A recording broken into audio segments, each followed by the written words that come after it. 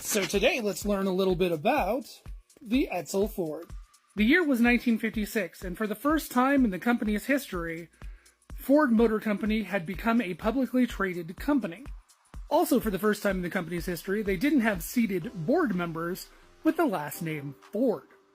Now, this new sitting board got to work on one issue that they all unanimously had a problem with, and that was that they felt that the Ford Motor Company was too small. See, all of their competitors had 4 price tiers, where Ford Motor Company only had 3: Lincoln, Mercury, and Ford itself. The one thing that they felt that they didn't have was something in their lower mid-range. That would be something that would be sort of in between Mercury and their upper class Lincoln.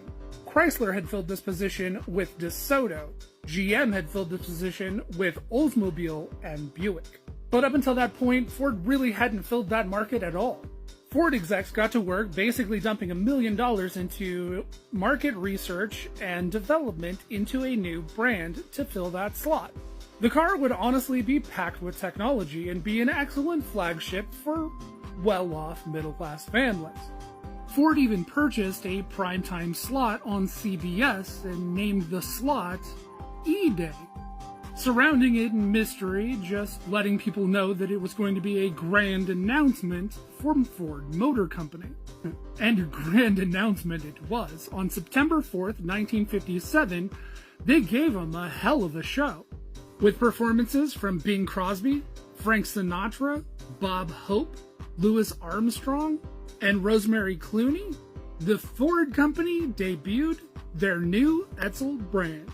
The TV show itself was such an excellent success that it actually won an Emmy Award. Too bad the Edsel itself became a catastrophic failure of assembly at the plant. See, the Edsel was actually a very well-designed car. It was just being pushed out of the assembly line too quickly, and the cars were not being properly assembled. And the design of the car was pandered at every possible moment.